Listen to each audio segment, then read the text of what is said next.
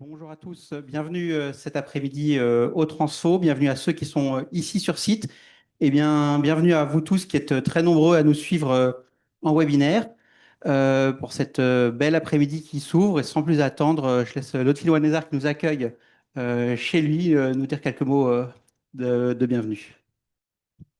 Merci Jérôme, bonjour à toutes et à tous. Bienvenue au centre d'hébergement et de réinsertion sociale Goncourt, mais qu'on appelle aussi Transfo, parce que ce centre, en fait, il a la particularité d'accueillir un centre culturel dans un centre d'hébergement. Et c'est une particularité au sein d'Emmaüs Solidarité.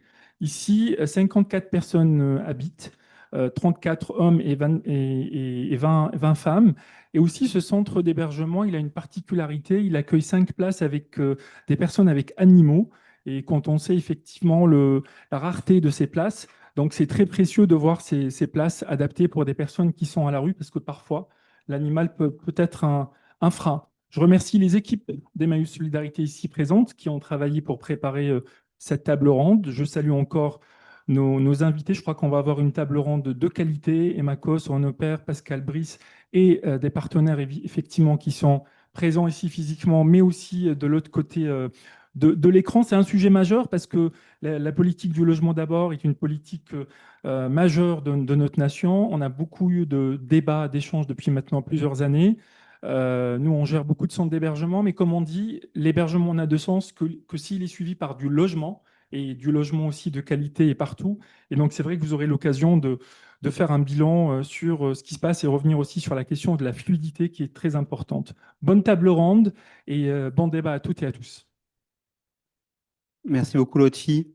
Bienvenue à tous encore une fois. Vous savez, c'est l'ouverture d'une séquence de plusieurs jours au cours desquels on va essayer de travailler ensemble et de tirer les enseignements à mi-parcours du second plan logement d'abord, qui est vraiment, je crois, aujourd'hui, un trésor précieux que nous avons, tous les acteurs engagés dans la politique de lutte contre le sans-abrisme, de l'hébergement, de l'accès au logement.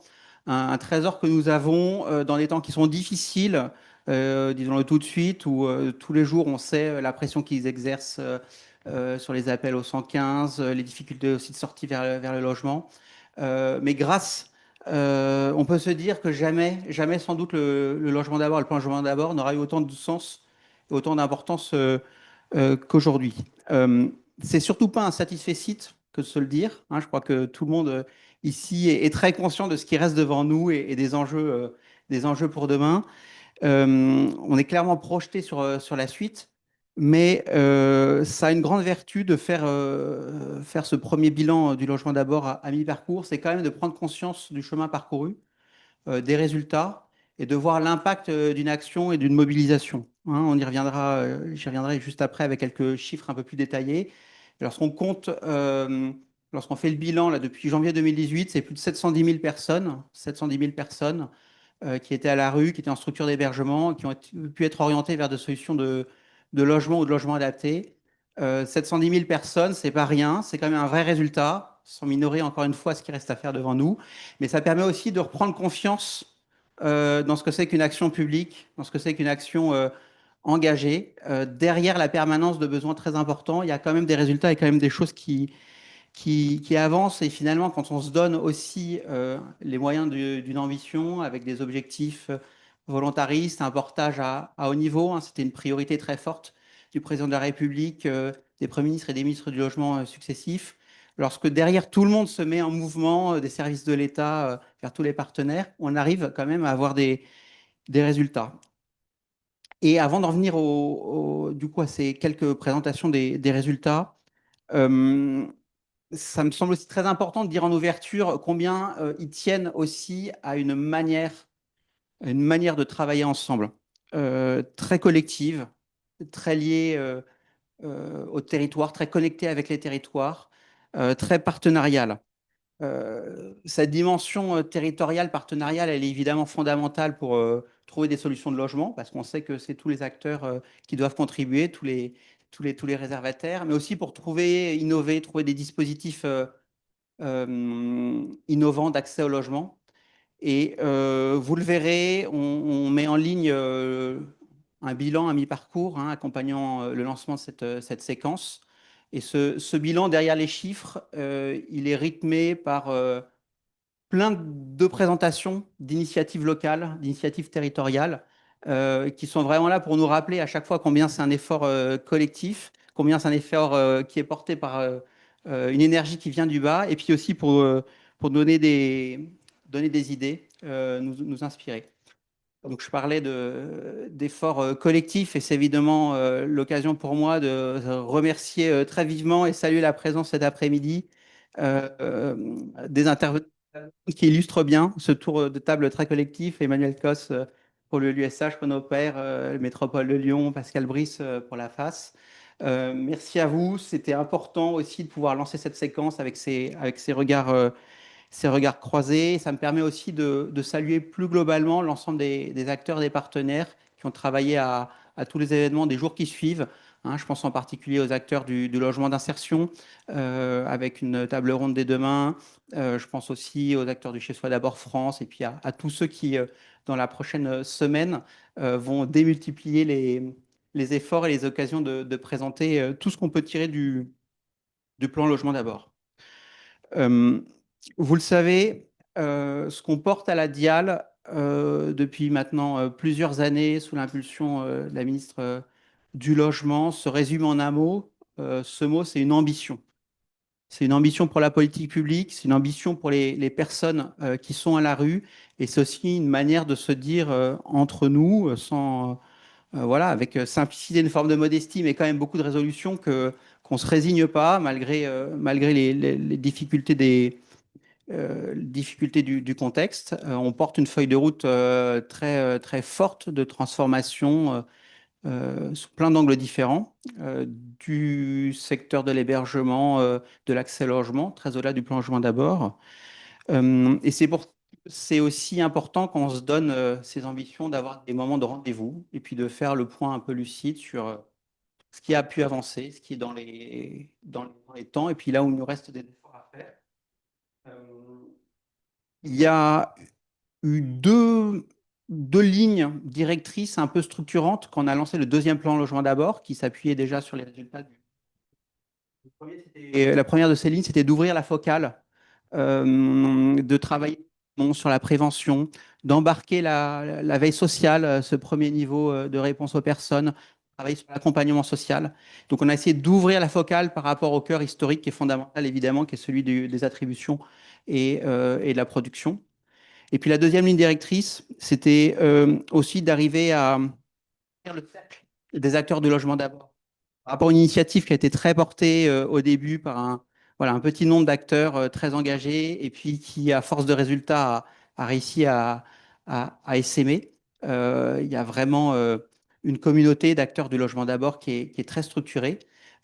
L'ambition qu'on a reportée aussi à l'occasion de ce second plan logement d'abord, c'est d'ouvrir encore l'auditoire, d'aller chercher toutes les personnes, tous les travailleurs sociaux, tous les professionnels qui travaillent peut-être dans le secteur et n'ont pas encore vraiment parlé de ce qui se passe, de ce qui change, de la manière dont tout ça peut nous inspirer. Et c'est pour ça que ça vaut pour moi et pour nous qu'on puisse tenir cet événement où, comme l'a dit l'autre fille en introduction, aussi des pratiques qui s'inspirent directement de ces questions d'accès à l'accueil des animaux peut faire partie.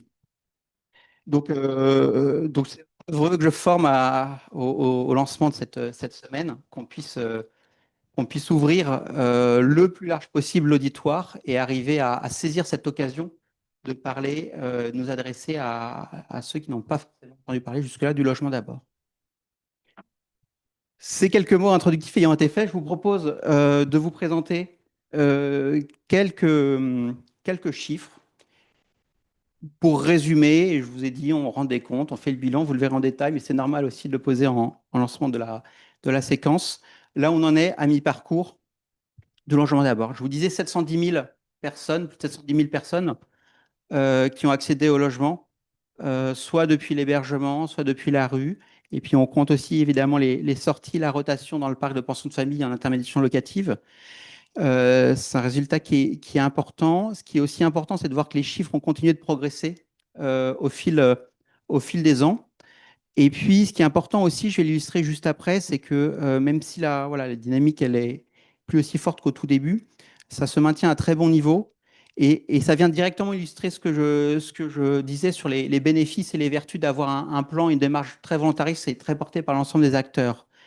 Vous reconnaissez en bas à gauche les chiffres qui renvoient à ce que je disais sur le contexte difficile euh, du point de vue de l'accès au logement, avec la baisse des attributions. Alors évidemment, la dernière barre, hein, elle est à mi-année, donc ce n'est pas une chute de cette ampleur-là. Mais tout de même, on voit bien la baisse des attributions depuis 2017. Et en contrepoint, sur le graphique du haut, vous voyez la rupture de pente au lancement du plan logement d'abord, du premier plan logement d'abord, qui caractérise la progression de la part des attributions de logement aux ménages hébergés ou à la rue dans le total des attributions. Et cette part, elle continue de progresser. Et donc, ce qu'on voit là, c'est bien comment et combien une mobilisation collective et volontariste de tous les acteurs sur le territoire, les services de l'État, bailleurs, associatifs, secteur associatif portant des secteurs, des structures d'hébergement, comment cette mobilisation, elle permet de dynamiser la sortie vers le logement des personnes les plus fragiles. Aujourd'hui, vous avez sur le support 7,7% à fin 2024. À mi-année 2025, on est maintenant pratiquement à 8%. Donc ça, voilà, c'est quelque chose qui, je le disais en introduction, nous conforte aussi dans l'idée qu'une action publique, elle peut se donner des résultats lorsqu'elle est voilà, partagée collectivement et portée par tous. Et puis sur la droite, vous retrouvez la progression des ouvertures de places en pension de famille et des ouvertures de places en intermédiation locative, qu'on peut lire avec, de manière un petit peu différente. Bon, l'intermédiation locative, les résultats, ils sont bons, ils sont en ligne avec les objectifs qu'on s'est fixés, même si ce n'est pas facile de continuer à capter dans le secteur privé. Euh, sur les pensions de famille, à la fois, il y a une vraie dynamisation des agréments et des ouvertures de places. Et en même temps, c'est vrai, il faut le reconnaître qu'on est toujours en deçà des objectifs qu'on s'est fixés. C'est pas le lieu où on y reviendra peut-être. C'est voilà, il y a plein de raisons. C'est compliqué de monter des projets, ça prend du temps. Et puis, il faut aussi reconnaître qu'on s'est donné des objectifs très volontaristes. Donc, on va maintenir une attention forte sur les pensions de famille parce qu'on sait que c'est vraiment une réponse très adaptée et on se le dit à chaque fois qu'on se déplace ou qu'on échange avec vous, très adaptée aux besoins des personnes en situation de précarité.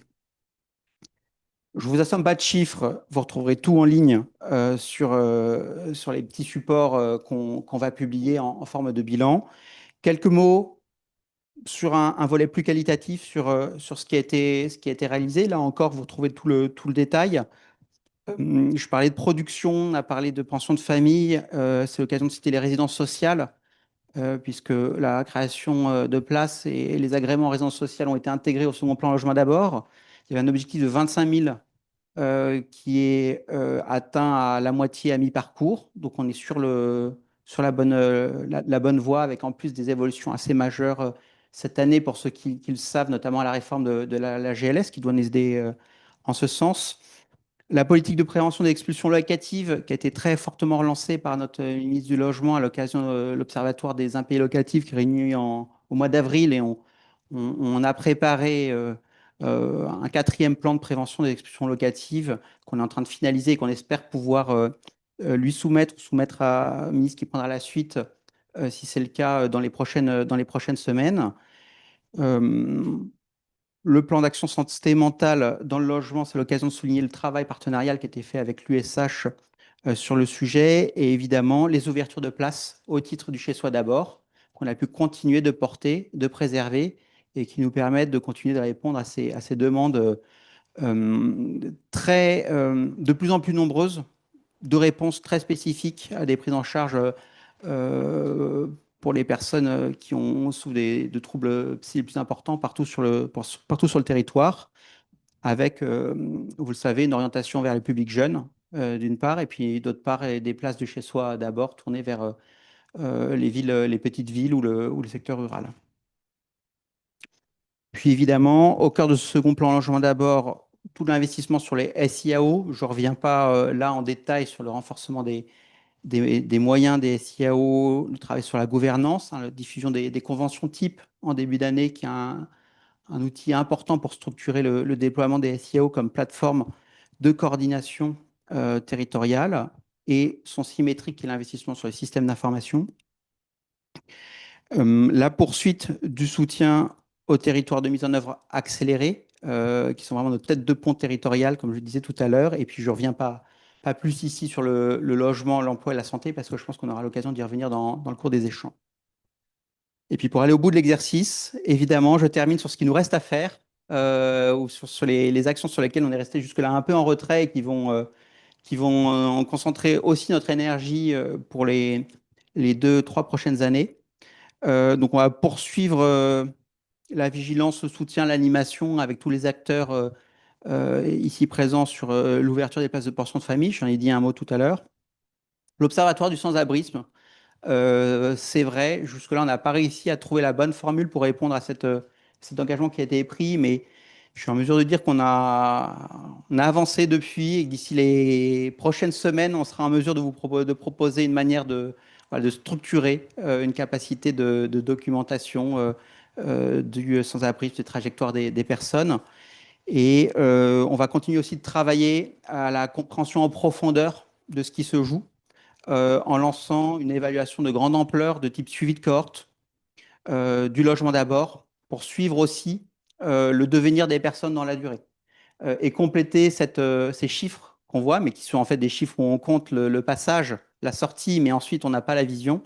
On voudrait arriver à voilà, renforcer notre compréhension de ce qui se passe, aussi pour construire les nouvelles solutions à apporter pour demain, à travers cette évaluation de grande ampleur qui sera lancée par un cahier des charges d'ici la fin d'année. Sur la formation également, il y a plusieurs outils qui ont été mis en œuvre. On travaille sur les guides qui sont les éléments d'inspiration importants. Et on a une offre qui va pouvoir être mise en place aussi sous la forme d'un MOOC, une plateforme de e-learning sur toutes les palettes du logement d'abord, qui est aussi d'ailleurs une manière d'aller toucher, je me disais tout à l'heure, d'autres personnes, d'autres professionnels. Et puis enfin, vous le voyez au milieu de la diapositive, sur les référents emploi et santé dans les SIAO, on va dire, pour faire simple, il y a eu un premier travail, on a permis d'identifier, de poser les fondamentaux ou les bases pour avancer, mais que le plus gros reste devant nous sur le sujet. Et on va pouvoir, pour cela, s'appuyer sur deux textes importants qui ont pu être signés et publiés cet été. D'une part, une circulaire qui est sortie le 24 juillet dernier, qui est une circulaire interministérielle et qui réunit autour de la signature de la ministre du Logement les signatures des 3 ministres des Affaires sociales, santé, emploi, affaires sociales, et donc qui est très importante pour nous pour embarquer cette dimension interministérielle globale, parce que c'est une manière de répondre à la globalité des besoins des personnes.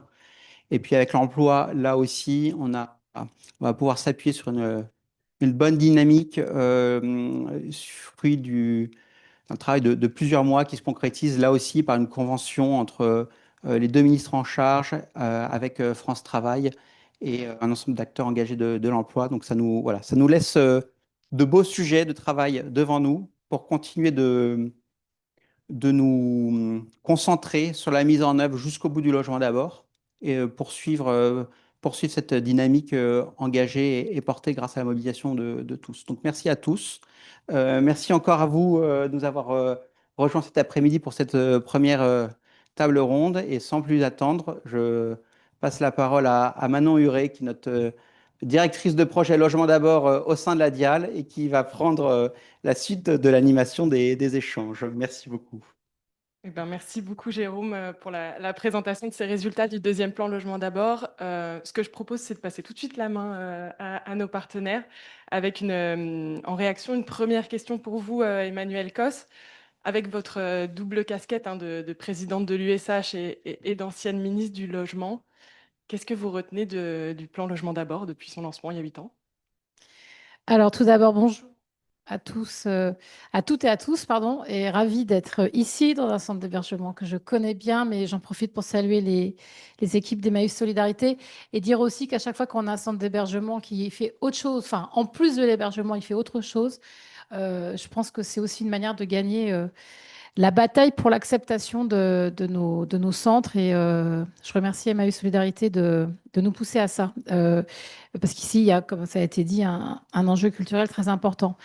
Le plan Logement d'abord, sincèrement, quand il a été annoncé en septembre 2017, les acteurs, enfin on y travaillait avant, hein, il est arrivé là dans cette nouvelle mandature, mais en fait c'était en fait la suite logique de ce que la Dial et le Dial de l'époque, Sylvain Mathieu, avait porté avec notamment un Chez Soi d'abord.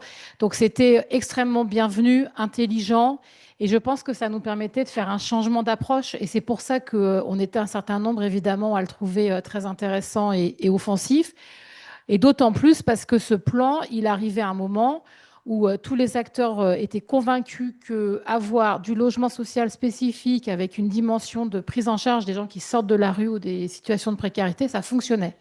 8 ans plus tard, déjà, il me semble important de le dire, et c'est ce que Jérôme Dacro vient de dire, c'est que ça marche. Parce qu'il y a aussi les indicateurs sociaux. Je pense très important dans la période où nos politiques sociales sont quand même très mal menées. Il est important de rappeler que cette politique, si elle est bien menée et bien faite, elle fonctionne. Si des gens en doutent, et je pense que la semaine des pensions de famille permet de répondre à ça, mais qu'on invite tous les gens qui doutent à visiter toutes les structures du logement d'abord pour voir comment on répond grâce à cette dualité entre le logement et l'accompagnement social, on répond à des situations de précarité et de détresse dans lesquelles le logement tout seul n'y arriverait pas. Donc, je pense très important de le dire parce que comme on va...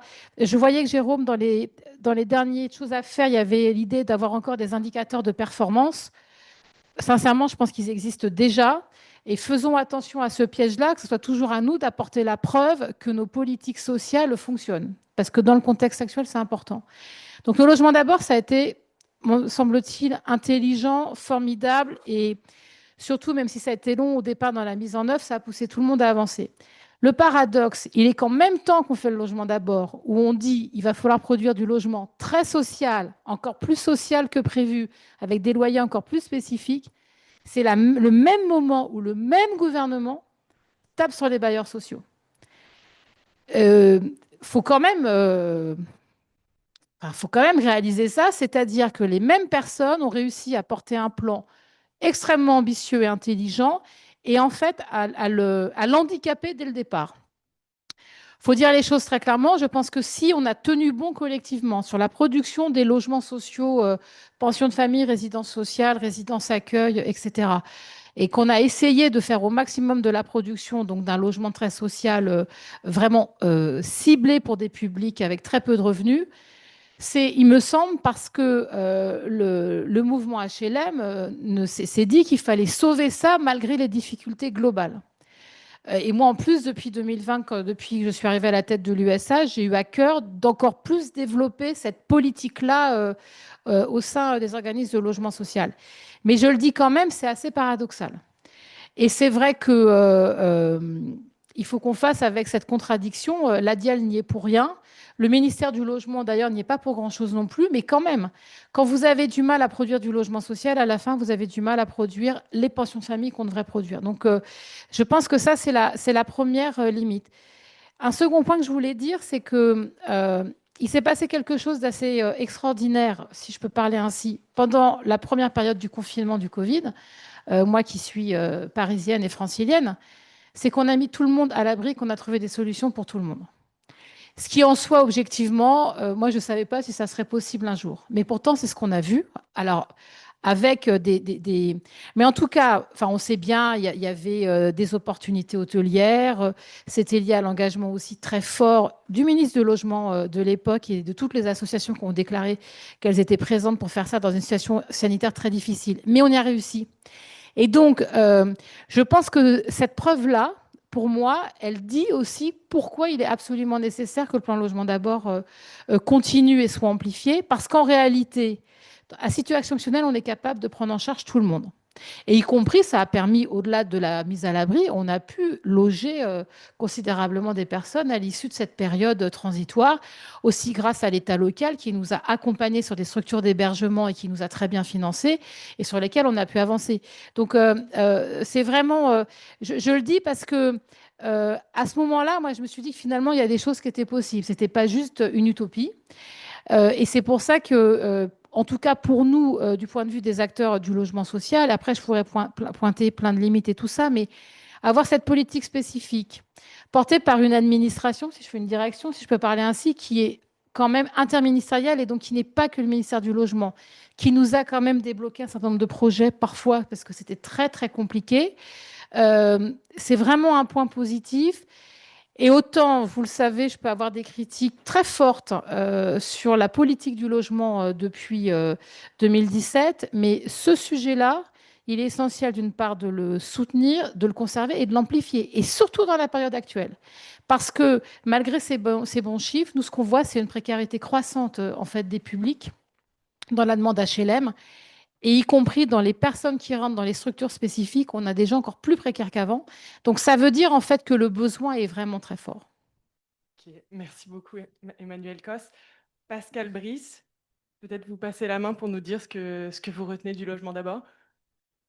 Parce que ce que j'en retiens d'abord, ce sont des visages très apaisés. C'est-à-dire que, c'est notamment le cas dans les pensions de famille, mais les personnes, c'est pas l'apanage d'ailleurs de cette structure, hein, c'est le cas ici aussi chez nos amis des Bains de Solidarité, dans ce lieu, on voyait tout à l'heure avec Patricia et avec Christian. Mais moi, c'est ça que je retiens du logement d'abord. Ce sont ces visages apaisés, d'abord des personnes accueillies dans ces dispositifs-là, mais aussi des travailleurs sociaux. Il y a quelque chose qui se dégage partout où je vais avec les équipes de la place, de très particulier de ce point de vue. Alors, c'est évidemment un objet de politique publique dont nous discutons aujourd'hui. Le DIAL vous a dévoilé des résultats qui montrent qu'on n'est plus, tu l'as très bien dit Jérôme, dans une qualité marginale. C'est dans quelque chose, une construction collective d'importance. Et je pense, et moi je voudrais rendre hommage à notre mobilisation collective, à celle des ministres du logement successifs, y compris les précurseurs, Madame la ministre, et tout particulièrement à Valérie Létard. Je voudrais le redire dans ce moment de vacances, dans un moment, j'aurai l'occasion d'y revenir, qui est quand même un moment où régulièrement sur les politiques sociales, ça a été un peu dit par Emmanuel Cos, nous avons affaire dans le meilleur des cas des rétissements. Je dois dire que voilà une ministre, une administration dont la capacité à dialoguer et à construire, et on en a la preuve là, sont extraordinairement précieuses. Alors, c'est un objet de politique publique, c'est aussi un objet de travail social. J'aurai l'occasion d'y revenir à travers ce que ça signifie pour les travailleuses et les travailleurs sociaux dans leur pratique professionnelle. Et c'est aussi un objet dans la vie des personnes. Dans cette capacité, on aura l'occasion d'en parler, à prendre en compte l'intégralité de leur parcours. Donc là, et je voudrais ajouter quelque chose qui, moi, me tient à cœur. C'est un objet de politique publique qui nous bouscule utilement. Et hop, petit changement de micro au passage qui explique les gestes dans tous les sens qui se multipliaient devant moi depuis quelques instants. Se faire bousculer, comme je viens de l'être, ça fait du bien. Et c'est l'une des vertus de ce dispositif Logement d'abord, et je voudrais que ça continue. Pourquoi? Parce que d'abord, ça nous conduit sans cesse à ce qui, vous le savez, à la face fait notre vision fondamentale des politiques sociales. On n'est pas les seuls, mais c'est de considérer qu'on doit partir des personnes, de leur parcours. Et ça, le Logement d'abord est quand même très construit autour de ça. Et ça, c'est tout à fait quelque chose de fondamental. Une capacité, une nécessité aussi à faire travailler ensemble les acteurs. Tu l'as redit, Jérôme, mais on en est là l'illustration. Les bailleurs sociaux, les collectivités chez Renault et les associations. Et ça, je le redis, dans une période où, notamment dans les rapports avec les pouvoirs publics, on a fait un raidissement de la part de toute une série d'interlocuteurs préfectoraux ou d'administrations centrales de ministres, c'est extrêmement important que de pouvoir continuer à construire dans ces conditions-là. C'est aussi un espace d'inventivité, et vous le savez, la FAS est très engagée dans cette volonté de faire en sorte que l'espace de la création, de l'inventivité, qui est inhérent au travail social, puisse s'exprimer. Et c'est la raison pour laquelle la FAS s'est emparée de cette politique. Dès Louis Gallois, mon prédécesseur, je voudrais redire combien Florent Guéguin, Nathalie Latour, Emmanuel Bougrat, Camille Flazinski, qui est là, les salariés des FAS nationales et régionales, sont très engagés avec la DIAL dans ces politiques-là, avec l'ensemble des parlementaires. Et je terminerai en direct en disant que je voudrais que ce dispositif de logement d'abord continue à être une sorte de vaccin contre le dogmatisme, qui nous oblige les uns et les autres, nous associations, hein, l'État, les collectivités, les bailleurs, à ne pas considérer par facilité, par paresse. Je l'ai vu parfois, je le dis très clairement dans la liste des ministres que j'ai vus, il y en a quelques-uns qui n'ont pas su résister à la tentation de mettre en avant les très beaux chiffres pour cacher en fait des politiques particulièrement préjudiciables par ailleurs sur le logement, sur l'immigration ou sur d'autres éléments qui aggravaient la situation. Donc, la manière dont on construit les choses là, dont la Dial le précise, dont Valérie Létard et quelques autres ministres l'ont porté, bah, c'est de dire là, il y a une réussite qui ne cache pas les très grandes difficultés, voire même les échecs, voire la panne de la construction du logement social par ailleurs. C'est aussi redire, et moi je le vois très régulièrement auprès des équipes des adhérents de la FAS, le logement d'abord n'est pas une solution pour tout le monde. La FAS s'est engagée pleinement, il y a eu des débats, il continue à y en avoir sur le logement d'abord, parce que ce n'est pas dans les habitudes du secteur initialement, et ces débats ont été utiles et précieux, et ils demeurent. Moi, je rencontre régulièrement des équipes, notamment dans la veille sociale, qui me disent « Attends, nous, on a accueilli quelqu'un, il est parti en logement d'abord, on l'a retrouvé 2 mois après dans la rue, parce que ce n'était pas adapté. » Donc ça, c'est une réalité. Et donc, on continue de manière très volontariste à développer cette approche du logement d'abord, avec ce que ça comporte de vaccins anti-bureaucratiques, de vaccins contre cette manie de toujours mettre les gens dans des cases et de rester au plus près de ce qu'ils sont et de la diversité de leur parcours, c'est ce qui pourra nous arriver de mieux. Et je termine en disant que dans la période où le travail social et le monde associatif manquent cruellement de perspectives, autres que le repli budgétaire et les fragilités du pays sont dues à ceux qui vont pas bien. Cette capacité à construire ça, à le construire avec l'administration, avec le gouvernement, et j'espère bien que ce sera poursuivi, ça c'est quelque chose dont on a absolument besoin dans la période. Merci Pascal Brice, merci beaucoup. Renaud Père, la métropole de Lyon est une des premières collectivités à s'être engagée dans le logement d'abord. Qu'est-ce que vous retenez à votre niveau sur du logement d'abord? Alors d'abord, un immense merci évidemment à Emmaüs Solidarité, pardon, et on a eu l'occasion de visiter ce lieu, le Transfo, et on parle d'inventivité, on y est. C'est-à-dire qu'on est effectivement dans ces lieux qu'on trouve dans notre pays, et celui-ci est remarquable, qui sont, j'allais dire, interdisciplinaires, c'est-à-dire qui croisent plusieurs regards et qui de toute façon font reculer le dogmatisme, par exemple, ou en tout cas le rejet de l'autre, et donc il faut qu'on poursuive, et donc merci beaucoup pour l'accueil, et puis merci bien sûr à la Dial et à vous tous pour l'invitation.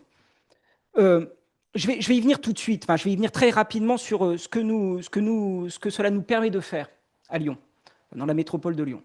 Mais à mon tour quand même de relever l'idée lumineuse qu'est le logement d'abord. Et donc c'est la bonne idée. Évidemment, elle se met en place à partir de 2018. Il y a évidemment tous les éléments qui l'ont rendu possible avant, et on peut même sortir de notre pays et dire que c'est une idée qui est née de l'autre côté de l'Atlantique et qui en plus va se concrétiser aussi en Europe. Et on a des exemples, notamment, on cite souvent, parfois de manière biaisée, mais Helsinki, on a des exemples qui marchent. La différence, c'est que là, on a une politique nationale, une politique publique nationale, avec la volonté, effectivement, de l'État de porter une politique, des plans, logement d'abord. Je peux que relever l'idée lumineuse. Évidemment, ça arrive à un moment complexe. Et je trouve que Emmanuel Cos l'a dit, mais donc ça fait un peu comme si je répétais. Mais ça intervient dans un double contexte. Un contexte de crise, du logement, dont les premiers signes apparaissent quand même en cette fin des années 2010, et par ailleurs dans des choix budgétaires qui vont être très forts à l'encontre des bailleurs sociaux. Donc, malheureusement, on ne rend pas complètement possible ce qui est l'ambition du logement d'abord. Pour autant, puisqu'on est là quand même pour pointer les éléments de réussite, il faut absolument se dire qu'il faut qu'on tienne bon. Parce que là, on tient une idée fabuleuse et il faut continuer. Et continuer, mais ça a été très très bien dit par les uns et les autres, de manière collégiale, parce que c'est une politique publique, et je le dirai depuis un territoire, qui suppose d'abord un engagement des associations, on va partir de là, un soutien des collectivités, sans quoi ça ne marche pas, mais s'il n'y avait pas, bien sûr, la DIAL et l'État local, ça ne peut pas marcher. Moi, ce que je dis, c'est que précisément le bilan depuis 2018 est de manière globale, pour ne pas dire globalement positif, mais de manière globale, il est positif et il repose finalement sur 3 avancées majeures. D'abord, l'engagement de tout un secteur pour qu'il y ait plus de logements. Évidemment, plus de logements sociaux. Néanmoins, peut-être qu'on y reviendra dans la discussion. Est-ce que le logement d'abord doit reposer essentiellement sur le logement social? C'est quand même une vraie question. En tout cas, ce qu'on peut dire aujourd'hui, en 2025, c'est que s'il n'y avait pas eu l'engagement, alors qu'on était dans un contexte extrêmement rude, des bailleurs sociaux, je ne sais pas où nous en serions en termes de résultats. Donc, c'est aussi une manière de saluer le choix qui a été fait par les bailleurs sociaux. En tout cas, je le vois sur mon propre territoire. Donc, parce qu'il faut le rappeler, sans logement, pas de logement d'abord. Donc, il faut se battre pour faire plus de logements, et notamment plus de logements sociaux, même si on reviendra peut-être sur des perspectives sur la mobilisation du parc privé qui est absolument nécessaire. Le deuxième élément sur lequel il nous semble que nous avons progressé, et je ne veux pas faire le Lyonnais de l'étape, mais je vais quand même le faire en disant quand même qu'on a aussi un territoire et une configuration qui est propice quand même à Lyon, c'est-à-dire qu'il y a quand même un alignement d'un certain nombre de grandes associations, et sur la question de l'accompagnement, il y avait un terreau déjà très largement propice quand même à un programme comme le logement d'abord. Mais néanmoins, il faut aussi que la collectivité soit là, qu'elle accompagne peut-être encore mieux celles et ceux qui accompagnent. Et là aussi, on sait que nous, on a encore, notamment dans les modes de financement, des pistes d'amélioration. Et puis le troisième élément, c'est le changement de culture. Parce qu'on peut dire, oui, très bien, il y a le logement d'abord, ça va, c'est parti, on est sorti du modèle en escalier, on arrive très vite de la rue au logement. Oui, en même temps, ça revient très vite qu'il y a des étapes, qu'il y a des segments, qu'il y a des marches, et rappeler constamment qu'il faut absolument appliquer le plus possible la culture logement d'abord, eh bien, c'est un combat de tous les jours, pas de l'acteur politique ou de la collectivité territoriale, de toutes et tous. Et peut-être que nous en dirons un mot, c'est notamment dans le cadre du SIAO que ça peut se jouer. C'est pour ça que moi, quand j'ai vu publier les lignes directrices du plan logement d'abord 2, je me suis dit que le volet SIAO était majeur. Et on sait qu'encore là, on aura des efforts à faire pour être encore plus en appui, mais en tout cas, c'est en train de prendre. Autrement dit, cet écosystème s'est formé.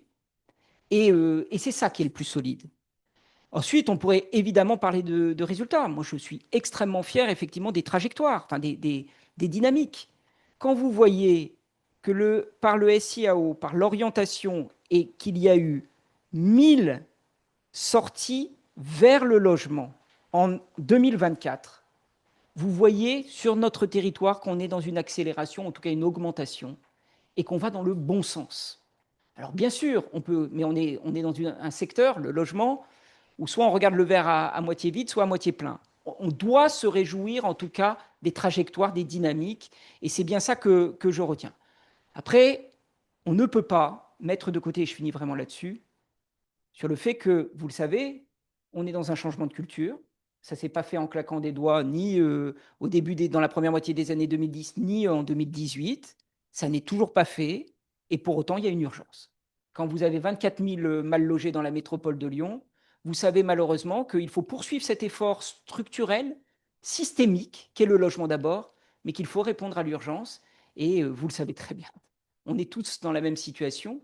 Il faut agir sur ces deux jambes, malheureusement, même si on aimerait que la jambe logement d'abord soit celle à laquelle on consacre le plus d'efforts. Merci beaucoup. La transition est parfaite. Donc, comme vous venez de le dire, le logement d'abord, c'est un changement de culture. C'est un travail qui est long. Peut-être du coup revenir à vous, Emmanuel Cos. Comment les bailleurs sociaux finalement se sont emparés de ce changement de culture? Qu'est-ce que concrètement vous avez mis en place? Alors, je pense que la première chose, il faut être tout à fait honnête, sur l'ensemble du tissu des bailleurs sociaux, il y avait des bailleurs sociaux qui étaient déjà très acculturés au sujet parce qu'ils portaient d'ores et déjà les structures de l'accueil de la grande précarité, pour le dire ainsi. Et puis une partie des bailleurs qui, poussés par leur territoire ou par leurs propres convictions, s'y sont mis avec les incitations à créer des pensions de famille et des résidences accueil et des résidences sociales, et puis des bailleurs qui s'y mettent pas du tout. Il faut quand même le dire. Et c'est très lié, c'est pas juste lié à des convictions, c'est lié à un tissu économique et associatif, c'est lié aussi à comment l'accompagnement des publics les plus précaires est réalisé dans tel ou tel territoire, c'est aussi comment les collectivités nous poussent. Il y a quand même eu un engagement majeur, hein, une fois que j'ai fait ce petit bémol, puisque en fait, on n'a jamais autant produit de places en soit logement spécifique ou en PLAI, comment il s'appelle maintenant? C'est le PLAI adapté, c'est ça? Non, parce que moi, je suis encore sur les vieux noms d'il y a 10 ans. Donc, on a fait ça. Et après, nous, le mouvement HLM, d'une seule pour l'habitat, ce qu'on a développé, c'est en effet une culture commune. Et c'est un mélange d'analyse, d'expertise, de guides, repères professionnels. Là, on en a sorti un au mois de juin sur toutes les solutions. Ça a été aussi, notamment avec l'UNAFO, on a signé ensemble une convention l'année dernière parce qu'on en a fait un axe de vraiment développer le logement accompagné. Pour nous, c'est essentiel, mais ça veut dire déjà l'expliquer. Parce que voilà, nous, on parle dans un jargon, tout le monde comprend. Par exemple, voilà, les pensions de famille, ça loge des personnes seules. Rien que ça, mais vous le savez, nous on passe au-delà de ça. Allez expliquer à un maire qu'on va faire une pension de famille, mais qu'en fait, on ne loge que des personnes seules. Et que donc, sauf cas exceptionnel, il n'y aura pas de problème d'école. Je vous assure quand même au quotidien, donc il y a des choses quand même comme ça, mais l'idée c'est d'avoir une culture commune. Il y a la question des montages financiers qui n'est pas si simple, mais surtout, je pense qu'avec ce plan-là, ce qu'on a pu mettre en avant auprès des collectivités locales, c'est qu'on accueillait des publics très précaires, mais qui étaient accompagnés. Le grand drame aujourd'hui des quartiers, c'est qu'on a des publics qui sont logés, mais qui n'ont aucun accompagnement. Et un des sujets, je pense aussi que c'est une évolution dans notre approche aux uns et aux autres, c'est qu'il ne s'agit pas juste de mettre les gens à l'abri de leur trouver un logement, il faut trouver la solution de logement qui leur convient. Une partie veut être en logement autonome et en fait n'a pas besoin d'autre chose. Une autre partie aura besoin d'accompagnement et ce tout au long de sa vie. Voire même, puisqu'on parle de la question de la santé mentale, et nous, dans le logement social classique, on a beaucoup de problèmes avec des locataires qui ont des enjeux de santé mentale très forts. On a des locataires qui sont passés d'un logement classique, où typiquement les ménages qui souffrent du syndrome de Diogène, qui arrivent en pension de famille ou en résidence accueil et qui sortent en fait, en tout cas en partie de leur maladie mentale, grâce à un accompagnement qui n'avait jamais fonctionné. Donc ça, c'est très intéressant parce que la méconnaissance parfois des élus locaux sur le logement social, la crainte que le logement social équivaut uniquement à des difficultés sociales, en fait, quand on leur montre que ça amène de l'accompagnement, c'est très important. Pourquoi je parle de ça? Parce que je me suis battue à plusieurs reprises pour qu'on puisse faire dans des quartiers en politique de la ville où il y a déjà beaucoup de logements sociaux, que l'on puisse construire des pensions de famille, des résidences sociales, des résidences accueil et du logement spécifique. Dans la circulaire à l'époque de Emmanuel Vargon et Nadia Hay. Pourquoi j'en parle? Parce que parfois on m'objecte, mais là, il y a déjà 47% de logements sociaux. Oui, le problème, c'est qu'il n'y a que du logement familial. Moi, je connais plein de villes en Île-de-France qui ont plus de 50% de logements sociaux, mais qui n'ont pas une place d'hébergement d'urgence pour les femmes victimes de violences, qui n'ont pas de pension de famille. Et ce qui est important, c'est d'amener de l'accompagnement.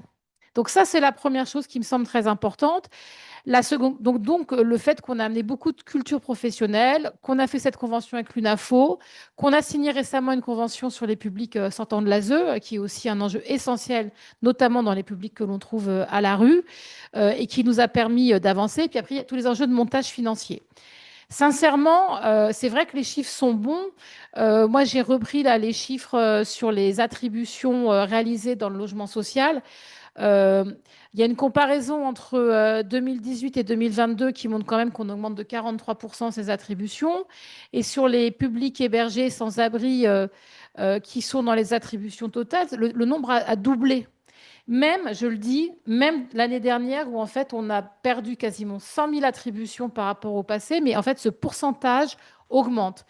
Donc je veux dire par là que la loi qui nous donne des obligations, la pression de l'État, avec les publics prioritaires et la capacité d'attribuer, c'est essentiel pour arriver à ces politiques. De la même manière que si on a pu construire autant de pensions de famille, c'est parce que c'est du logement PLAI, c'est parce qu'il y a la loi SRU et qu'on a des préfets qui nous ont constamment aidés auprès de communes pour dire ici, on fera du PLAI pour répondre à l'obligation SRU et on vous propose par exemple de faire une pension de famille. Donc cette réussite, elle n'est pas juste comme ça, c'est pas juste parce que c'est intéressant, c'est aussi parce qu'il y a un cadre législatif qui nous a permis de le faire et qui nous a permis d'avancer. Donc je pense que c'est ça qui... Mais pour moi qui connaît très bien ces sujets, pour par ailleurs présider un organisme HLM qui est spécialisé dans ces sujets-là, je pense qu'on peut faire encore plus. Il y a deux enjeux. Il y a répondre aux besoins des territoires. Ce qui a été intéressant, au-delà de la question des territoires qui étaient, comment tu appelles ça, là, les plus engagés, là, accélérés, on a quand même des communes qui ne sont pas dans ces dispositifs, qui à un moment ont une demande en exprimant le fait qu'elles voulaient un programme de logement social spécifique pour répondre aux enjeux de précarité. Donc ça c'est quand même très intéressant. Je le vois aussi sur les résidences accueil. Alors j'ai fait l'expérience avec Olivier Rigaud, le président de l'UNAFO, qui est en face de moi. On a inauguré ensemble une résidence accueil à Longwy, avec des publics très en difficulté. Et la commune, qu'est-ce qu'elle nous a dit lors de l'inauguration? Pourquoi vous n'en faites pas une deuxième? Alors que tout le monde ici sait que faire des résidences accueil avec des publics en fait, qui ont des troubles psychiatriques très forts, c'est compliqué à faire accepter. Mais en fait, il y a beaucoup d'élus qui disent que finalement, ces types de propositions, ça permet enfin une solution pérenne et de trouver des solutions à des publics qui, très clairement, sont à la rue s'ils ne sont pas pris en charge, parce qu'y compris dans les centres d'hébergement, ce n'est pas toujours simple. Mais ça veut dire quand même qu'on doit, comme nous, trouver les ressources pour continuer à développer ces programmes. Et je crois vraiment au lien entre les organismes HLM, les collectivités locales et l'État. Enfin, c'est comme ça qu'on y arrive. D'où le fait que les plans locaux, territoriaux, qui peuvent nous aider à faire ça, c'est formidable. Et là où on doit faire attention, c'est aussi sur le débat dont Pascal a un peu parlé et Renaud aussi. On a tendance à se dire, il y a des places, alors on fait des attributions et on attribue au plus vite dans telle ou telle structure. Moi, j'ai discuté avec des associations gestionnaires de ces lieux qui disent, et je pense qu'elles ont raison, que ce n'est pas parce que telle attribution a été faite comme ça qu'elle est bien pensée pour le lieu, parce qu'on est dans de la dentelle. On est dans des petites structures où il y a 30 personnes. On sait que si on déstabilise le corps social de cette structure, on peut mettre en l'air beaucoup de parcours d'insertion. Et je pense qu'il faut qu'on fasse confiance aux associations, notamment dans la question de l'attribution et tout le dialogue justement avec le SIAO. C'est très compliqué ce que je dis, mais ça oblige à ce qu'on regarde vraiment le parcours social de la personne par rapport au lieu qu'on lui propose et à son accompagnement. Donc, ça demande de la souplesse, de la dentelle et du soutien. Et souvent, on nous demande de faire du chiffre. Mais je le dis parce qu'il y a des pensions de famille, si on les déstabilise et que les gens qui y vivent, et ils vont y vivre toute leur vie dans les pensions de famille, hein, ce n'est pas comme dans les résidences sociales.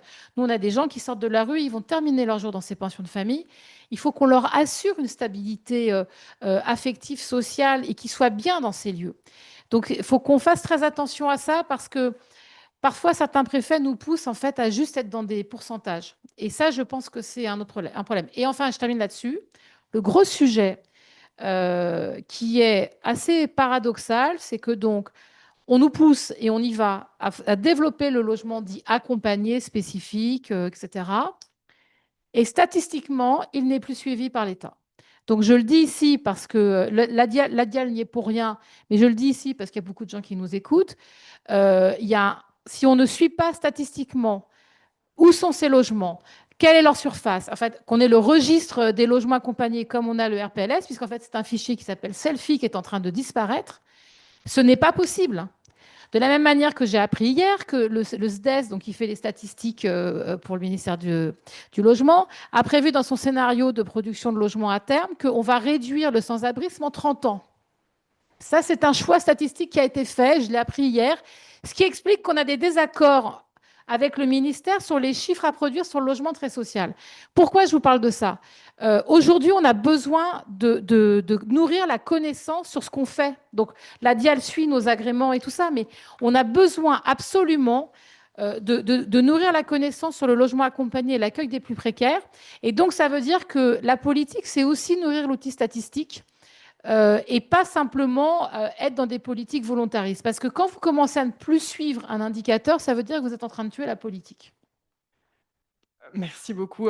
Juste en réaction, je ne sais pas si c'est de nature à vous rassurer, on était hier avec les équipes du SDES et de la DHUP justement sur la question de comment on relance un registre sur le logement accompagné.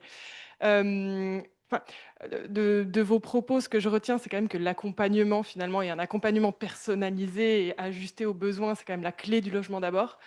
Du coup, je passe la main à Pascal Brice. Comment la FAS finalement a accompagné les travailleurs sociaux dans tous les établissements hein, pour faire évoluer les pratiques en matière d'accompagnement? Ton affaire de statistique, ça m'évoquait un slogan qui, à l'époque, accueillait les visiteurs à Ouagadougou, à l'époque de Thomas Sankara, qui disait: La révolution, c'est le bouleversement qualitatif des statistiques. Et je pense que c'est une phrase qui est régulièrement utilisée par différents régimes politiques. Je le disais tout à l'heure, la FAS s'est emparée du logement d'abord, très tôt. Comme d'autres ici, je salue l'UNAFO en partenariat étroit avec la DIAL et le ministère du Logement, et c'est l'une des vocations de notre fédération, c'est le rôle d'une tête de réseau, et c'est ce que nous mettons en œuvre avec les salariés de la FAS nationale, les FAS régionales, c'est-à-dire toute une série d'outils qui sont construits par la fédération, de séminaires, de temps de retour, d'accompagnement, de valorisation de ce qui se fait. Donc là, je pense que la FAS est totalement dans son rôle depuis le départ, de manière à accompagner cette évolution, notamment, vous le disiez, du point de vue des pratiques professionnelles des travailleurs sociaux et travailleurs sociaux. Parce que je le disais, c'est quelque chose qui n'allait pas de soi, qui est à la fois très riche et qui en même temps est en discussion. Je dirais d'ailleurs que c'est le deuxième aspect par lequel la FAS est actrice de ces politiques sous l'égide de l'État et de la DIAL. C'est une capacité, je le crois, à mettre en discussion ces dispositifs-là. D'abord, entre travailleurs sociaux et travailleurs sociaux, parce que je le disais tout à l'heure, ça n'est pas une évidence.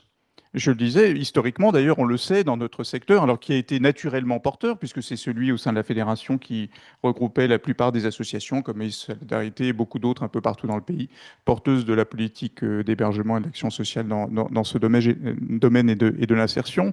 Mais il y a eu des discussions de fond et qui demeurent à bien des égards. Et je pense que c'est une vertu. Et que le rôle de notre fédération est de poursuivre l'ouverture de ces espaces de discussion de manière à pouvoir progresser encore dans le logement d'abord en intégrant ces dimensions qui relèvent de ce que tu disais, Emmanuel, de la dentelle. Parce que je pense que c'est l'une des forces de cette politique et l'une de des conditions de sa réussite qui est la capacité à être au plus près de ce que sont les personnes, de leur parcours, de leurs envies, de leurs besoins et de leurs capacités. De discussion aussi vers les pouvoirs publics. Alors notamment sous l'angle du financement, hein, parce que ça c'est évidemment un élément qu'il faut souligner ici. Il demeure des interrogations régulières qui font l'objet de discussions très fréquentes avec les pouvoirs publics, notamment sur l'IML, sur les conditions de financement, sur les pensions de famille, et qui renvoient aussi à une nécessité d'être, je crois, le plus possible inventif collectivement, y compris avec les collectivités locales, au regard des enjeux du foncier. Et ça, moi, je salue les associations, Emmaüs en fait partie, d'autres aussi qui sont capables d'avoir cette forme d'inventivité dans la recherche de solutions. Je salue par exemple des associations qui, à Marseille, sont dans des collectifs d'associations avec des recherches de foncier, de valorisation de foncier, y compris parfois dans des périodes un peu intercalaires. Enfin voilà, il y a des choses qui, là, je crois, sont précieuses. Et c'est l'une des manières par laquelle la fédération est actrice du logement d'abord. Puis je terminerai par un point qui a été évoqué par le DIAL ainsi que par Emmanuel et par Renaud, qui est la question des SIAO et de la veille sociale. Puisque c'est évidemment l'un des aspects sur lesquels la fédération est actrice, s'engage, discute, propose sur la mise en œuvre du logement d'abord et participe très activement. On a eu l'occasion, Jérôme, de participer ensemble à un séminaire autour de ces questions-là, de manière à ce qu'on intègre pleinement et chaque fois un peu plus la veille sociale. Je sais que nous sommes très attachés à, et je me réjouis des annonces à venir que tu évoquais sur l'observatoire. Tu sais que nous tenons beaucoup à cet observatoire, à ce qu'il pourra apporter dans cette capacité à avoir une meilleure connaissance sur le plan de la veille sociale. Et l'articulation entre la veille sociale et notamment les SIAO et le logement d'abord est à nos yeux tout à fait essentielle. Et le DIAL le sait parce que j'ai eu l'occasion d'en parler régulièrement avec lui et je sais qu'il y est attentif. J'en ai parlé aussi avec les ministres. Je voudrais vraiment que dans ce domaine, on fasse attention à ne pas être dans la contagion de cette espèce d'approche de plus en plus raide et dogmatique que je vois dans une partie de l'État. Parce que si la solution, c'est de dire les SIAO, c'est OPA, c'est l'État qui décide et les associations font ce qu'elle leur dit en niant totalement les réalités locales, ce que je vois quand même de plus en plus, y compris avec de plus en plus de préfets qui exercent des pressions sur les SIAO, sur les associations, qui sont des atteintes insupportables à la conditionnalité et que je vais continuer à combattre avec les associations membres de la FAS devant les tribunaux, politiquement, dans les médias, à chaque fois qu'il le faudra. Et je remercie la DIAL à la place qui est la sienne et la ministre du Logement d'être des vigiles tout à fait indispensables en la matière. Là, nous avons besoin de ces constructions-là, d'avancer dans le sens que la DIAL souhaite, que les ministres du logement successifs ont souhaité, c'est-à-dire une espèce de que les SIAO soient véritablement, c'est très discuté dans le secteur, hein, mais moi je pense que la vocation des SIAO est bien celle-là, et notamment très souvent, le plus souvent, avec la participation de nos associations qui donnent ce regard, cette teinte, cette capacité à partir des lieux de vie et pas de vision centralisée. Et donc, ça, c'est un aspect sur lequel la FAS va continuer à jouer son rôle de vigie, parce que je ne vous cache pas, je suis très inquiète, mais je sais pouvoir compter sur l'intelligence des politiques publiques et de ce qui se vit, qui est très présente dans les administrations ici représentées.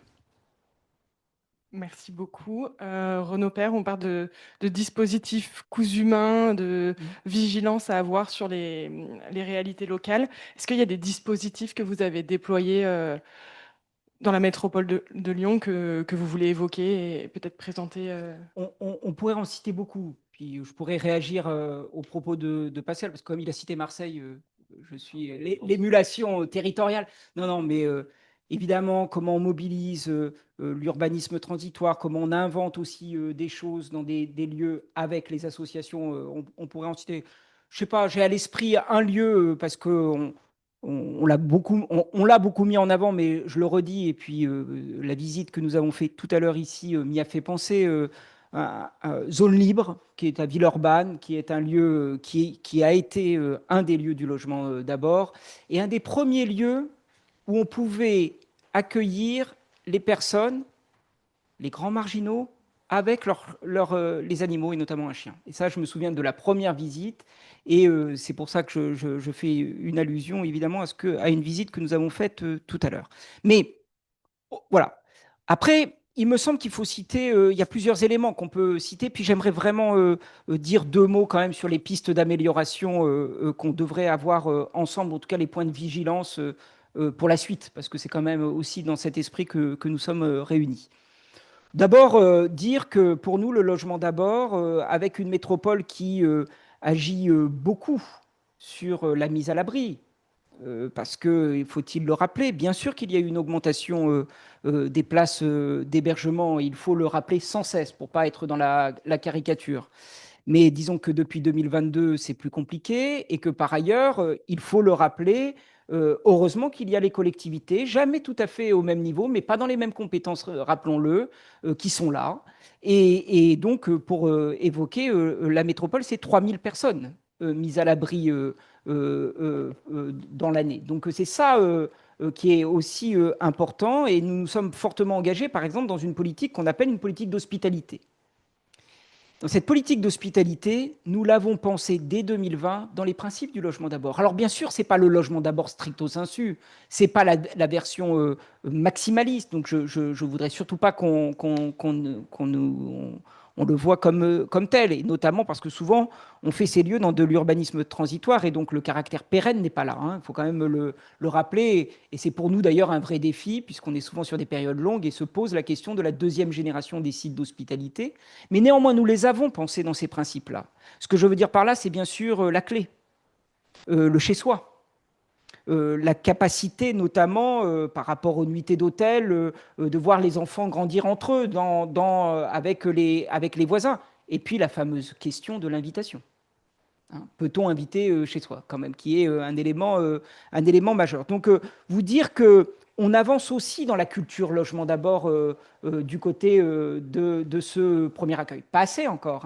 On doit encore faire tous des efforts, mais néanmoins, nous avons déployé un certain nombre, alors je n'ai pas envie de parler de places précisément, puisqu'on est plutôt en personne et on est un peu en dessous de 1000 dans les sites d'hospitalité, mais c'est extrêmement important. Et si un jour on fait une table ronde à Lyon, on ira voir le lieu qui s'appelle La Base, qui est à Villeurbanne, ou encore le Cocon à Oulin. Le deuxième point, le deuxième élément qui me semble important, c'est la plateforme d'accompagnement du SIAO. Et notamment cette volonté, précisément, travailler avec le SIAO, dans le cadre du SIAO, de mettre à disposition du SIAO 500 places d'accompagnement social. Alors on pourrait dire, ça, ce n'est pas forcément le logement d'abord. Tout dépend comment c'est interprété. Mais c'est fait avec une charte.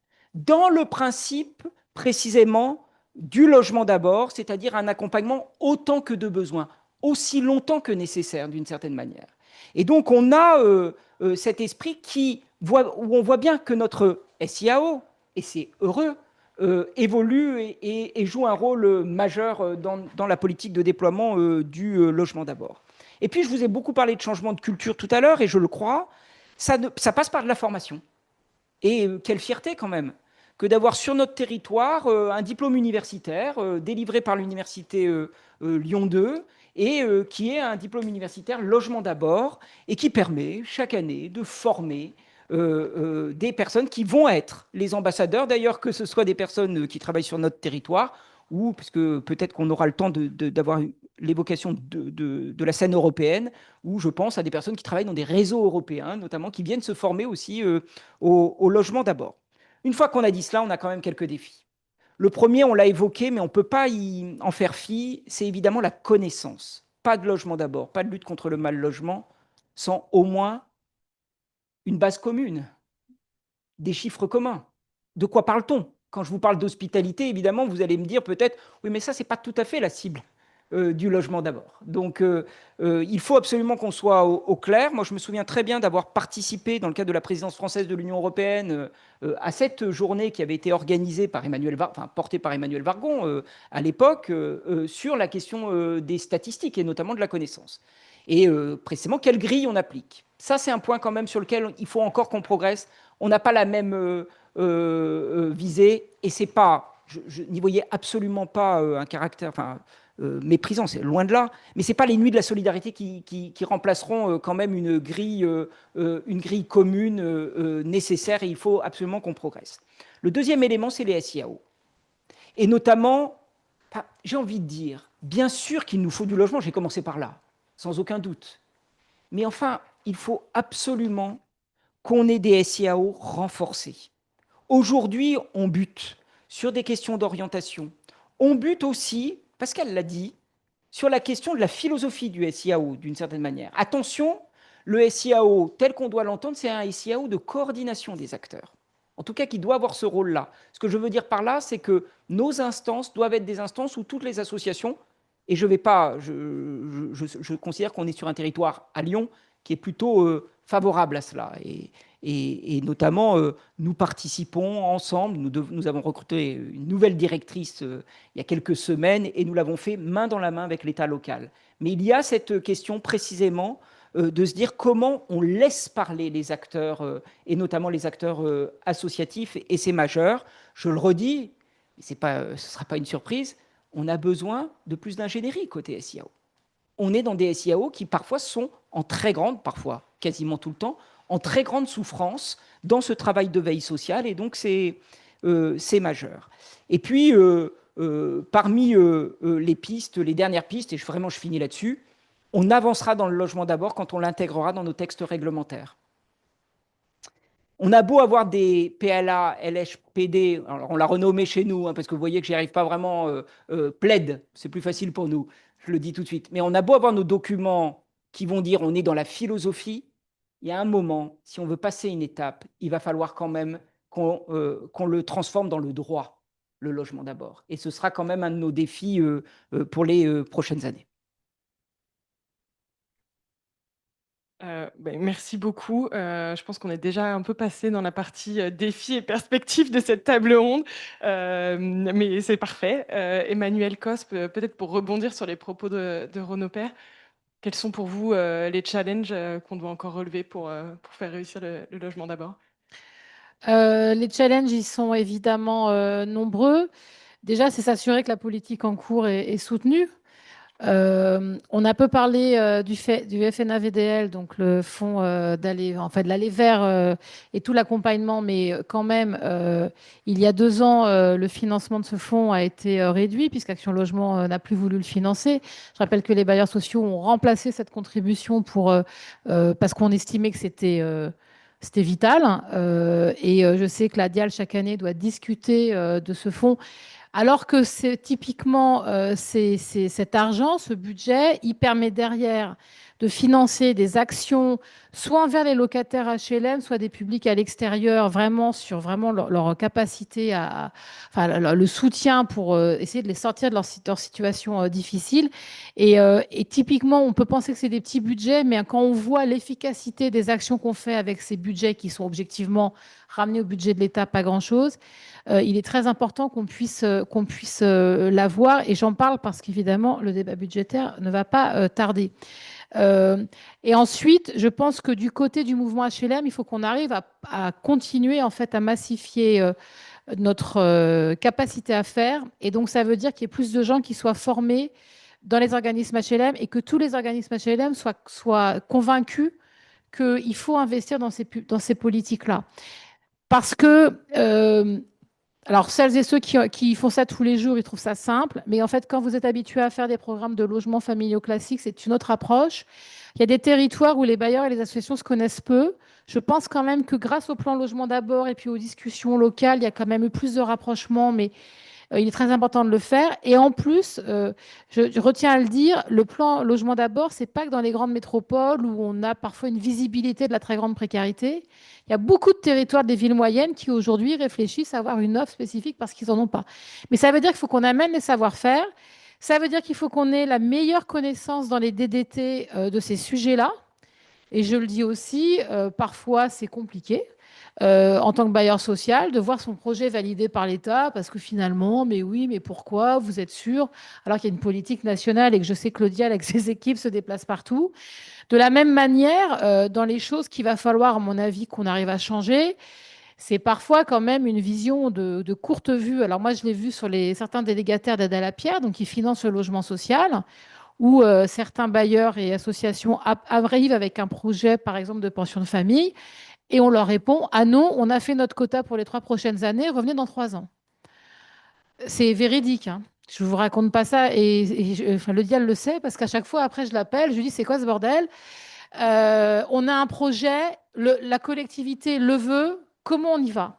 Non, mais ça ne veut pas dire que nos interlocuteurs voulaient mal faire, mais c'est-à-dire que chacun se réfugie, parce qu'il n'y a pas beaucoup d'argent pour investir, se réfugie dans des règles. Aujourd'hui, il y a un enjeu, c'est tenir les chiffres de production. Moi, c'est vrai que je sollicite beaucoup et le DIAL, mais aussi le drill, donc à l'échelle francilienne, Île-de-France, parce qu'il est en face de moi, j'en parle, pour leur dire: mais bousculez-nous. Nous, si vous voulez qu'on ne produise plus, lancez-nous des appels à projets. Moi, j'adorerais qu'on fasse un plan 10 000 places de résidence sociale pour l'Île-de-France, là. Enfin, il le sait parce que je en parle à chaque fois. Mais je ne dis pas que c'est simple. Simplement, la DIAL, elle porte une politique nationale. Non, moi, je pense que nous, ce qu'on redit notamment au préfet de région, on est là, on est présent pour en faire plus. Pourquoi est-ce qu'on veut en faire plus? Parce qu'on sait qu'en fait, on a en face un public qui est aujourd'hui dans les structures d'hébergement, au mieux, qui parfois n'y est même pas, qui en fait bénéficierait tout de suite de cette stabilité grâce au logement.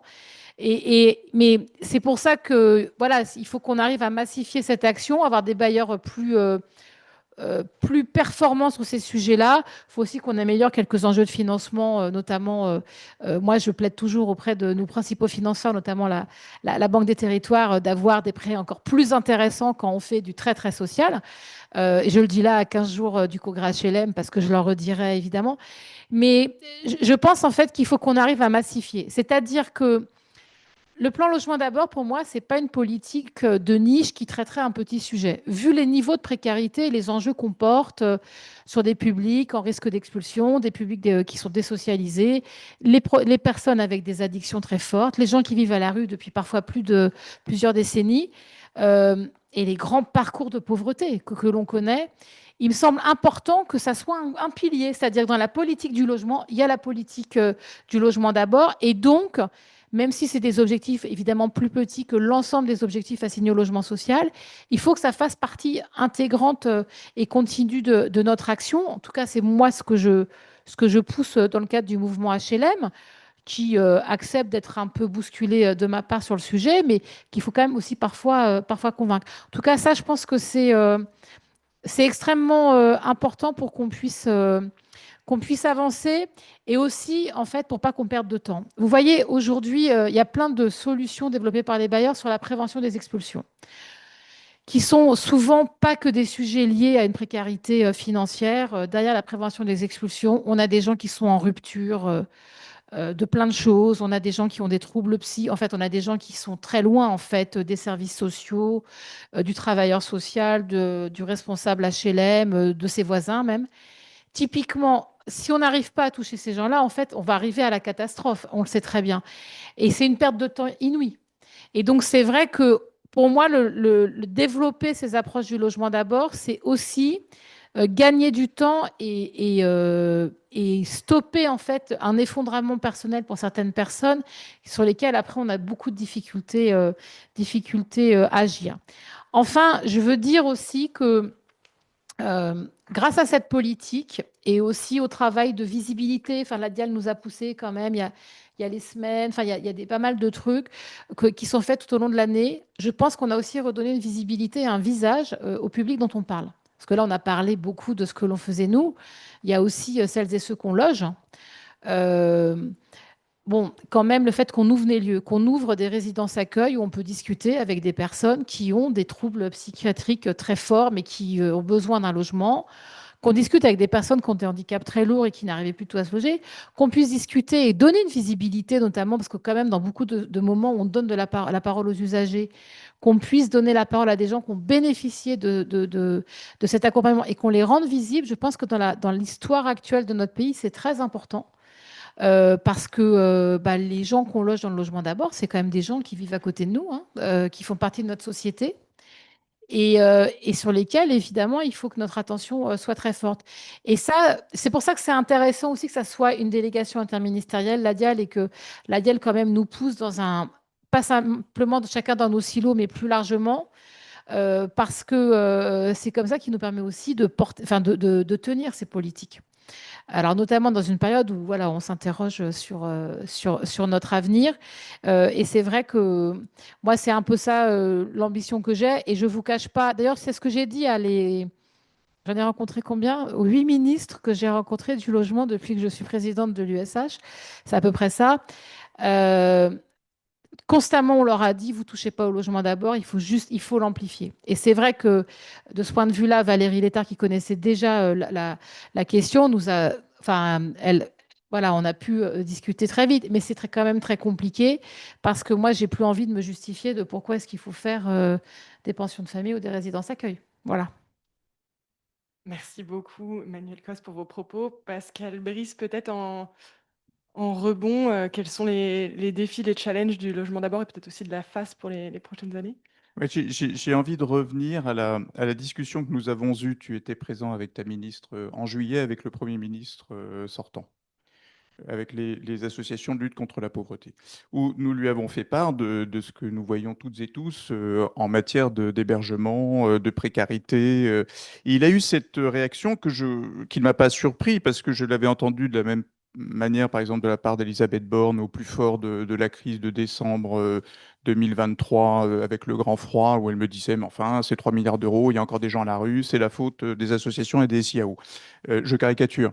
Et là, le Premier ministre François Bayrou nous dit, mais je suis sûr que, notamment dans le travail avec les élus locaux, on peut faire bien mieux avec autant d'argent, voire moins. Et je lui ai dit chiche. Et l'un de nous, pas présent ici, a dit oui, mais enfin, la réponse existe, c'est le logement d'abord.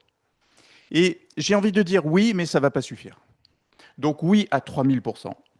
Donc oui, amplifier ce beau bilan, continuer à se mobiliser, déployer beaucoup plus largement au-delà des territoires. Je salue Lyon et les agglomérations que je rencontre très régulièrement qui sont mobilisées avec nos associations. Donc oui, c'est majeur. Regardez les aspects de financement dont je parlais tout à l'heure, parce que souvent les aspects de foncier. Donc oui, c'est majeur. C'est une priorité fondamentale. Mais ça ne suffira pas à régler l'ensemble des questions. Et je pense qu'il faut, y compris que de notre côté, nous soyons prêts, moi je le redirai aux nouvelles autorités, dès qu'elles seront nommées, moi je suis prêt à rediscuter très au profondeur du fonctionnement de la politique d'hébergement dans ce pays. Parce que je pense effectivement que dans l'articulation entre les acteurs, les collectivités, les associations, les bailleurs, l'État, il y a des choses à inventer, à construire en complément du logement d'abord. Donc moi, ma perspective, elle serait celle-là du point de vue de la face. 3000%, aller au bout de ce plan logement d'abord, parce que pour toutes les raisons qu'on a dites, et que c'est quelque chose qui est d'abord en soi, mais aussi du point de vue de ce que ça porte pour le travail social, pour les personnes, pour les politiques publiques, pour notre capacité à travailler collectivement, c'est très précieux. Mais ça ne suffira pas, et moi je pense qu'il faut qu'on se pose ces questions. Pourquoi est-ce qu'on a 3 milliards d'euros, toujours un peu plus d'argent et toujours des gens à la rue ? C'est d'abord parce que la précarité est là et que des dysfonctionnements de politique publique alimentent la précarité. L'aide sociale à l'enfance, la psychiatrie, la politique migratoire de plus en plus désastreuse de ce gouvernement, les violences faites aux femmes qui sont insuffisamment prises en charge même si ça progresse, c'est tout cela. Et j'en reviens à une proposition constante que connaît bien le DIAL et que d'ailleurs nous avions commencé à mettre en œuvre avec la DIAL avec Emmanuelle Wargon lorsqu'elle était ministre du Logement, qui est une programmation pluriannuelle de l'action collective, des financements publics, de l'action des collectivités locales, de l'action associative et des bailleurs, de la rue au logement, en passant par le logement d'abord.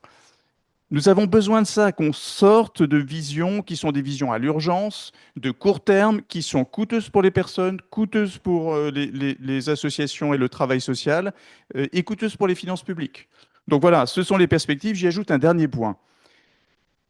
Très vite, les élections municipales. Moi, je suis très inquiet, et ce n'est pas à toi que je vais l'apprendre, de la tournure que prend le débat dans les grandes villes, où je vais partout, comme Emmanuel, qui doit certainement, et comme vous, voir la même chose. Ces crispations qui montent un peu partout, dans le climat général du pays, autour des sans-abri dans le centre des villes, avec un mélange, errance, toxicomanie, jeunes migrants, etc. Donc c'est ce qui va d'ailleurs conduire la FAS, avec la Fédération Lutte pour les addictions, à mener en amont des élections municipales dans toute une série de villes du pays, à ouvrir des espaces de discussion de manière à ce qu'on puisse poser ce que vivent les gens du point de vue à la fois de la dignité des personnes et de la tranquillité publique, parce que ce sont des enjeux qui sont réels, qu'il faut que le monde associatif entende, et de manière à valoriser les expertises qui sont les nôtres, notamment à travers le plan de logement d'abord. Et je le dis parce que, encore une fois, pour que ça fonctionne, le logement d'abord, il faut que les élus aient envie d'avoir notamment des pensions de famille. Donc voilà, ça c'est un travail que nous allons continuer à mener à la fois au plan local et au niveau national. Merci beaucoup. Renaud Père, peut-être je vous redonne la main sur quelques perspectives, notamment vous vouliez évoquer les perspectives européennes. Oui. Non, il y a deux. Alors non, si, je vais en dire un mot, mais pardon, désolé de commencer comme ça. Je voulais d'abord évoquer un autre sujet. Très concrètement, pour qu'on comprenne à quel point nous avons besoin de passer une nouvelle étape dans le plan logement d'abord, je souhaite évoquer quand même la question d'où vient le logement. Et encore une fois, je crois qu'il faut le rappeler, sans la contribution des bailleurs sociaux, nous serions véritablement à quelques unités dans tout le pays. Donc c'est une mobilisation très forte. Ça ne peut pas tenir plus longtemps. Enfin, ce que je veux dire par là, c'est merci et encore heureux qu'il y a ce travail, mais on a aussi une question fondamentale qui est de se dire ça ne suffira pas. Donc il faut se poser la question de la mobilisation du parc privé. Je rappelle quand même qu'on a été un certain nombre à être mobilisés dans le CNR logement et à dire qu'on pouvait peut-être faire preuve d'ingéniosité et d'aller capter notamment une partie des passoires énergétiques et de se dire qu'on avait là un vivier. Et donc, on a quand même cette question. C'est pour ça qu'à Lyon, nous sommes engagés dans un projet avec SNL Prologue, qui est une COP Logement d'abord, qui vise précisément à mobiliser le parc privé pour faire plus de logements d'abord. Mais pas que le parc privé, du particulier ou du multipropriétaire. Je pense aussi au parc privé des collectivités. Et nous agissons en la matière. C'est-à-dire que nous mettons précisément dans ce modèle de COP Logement d'abord une partie de notre patrimoine et nous travaillons pour le coup avec tous les acteurs déjà que nous retrouvons autour de l'accompagnement par exemple et qui viennent aussi dans ce projet de COP. 2 éléments. D'abord, peut-être que là encore, il faudra que le droit évolue. Et je le dis parce que ça rejoint une de mes préoccupations majeures. Il se trouve que dans le cadre de ce mandat, nous avons fait beaucoup en termes de préemption. Mais quand vous avez une évaluation des domaines qui est la même, quel que soit l'usage à terme du bâtiment, vous savez que vous marchez sur la tête quand même. Or, là, il faudrait absolument quand même que nous ayons une possibilité quand même de préempter moins cher, pour le dire très clairement, pour faire du logement d'abord. Et ça pourrait être précisément un modèle d'expérimentation qu'on serait prêt à travailler. Et nous, ça nous semblerait important. Puis le deuxième élément, c'est qu'on a besoin de plus de ressources. Et ça va faire très vite le lien avec la dimension européenne. Depuis quelques années, et c'était déjà le cas de nos prédécesseurs, il faut bien le dire, la métropole de Lyon est engagée sur la scène européenne. Mais on a accéléré. Et on a notamment accéléré au cours de la présidence française de l'Union européenne. Et notamment lorsqu'il y avait eu la journée connaissance du sans-abrisme, le lendemain, nous étions à Lyon. Et nous avions visité justement des sites d'hospitalité. Nous avions parlé du logement d'abord, nous avions parlé de la connaissance du mal-logement vu des territoires.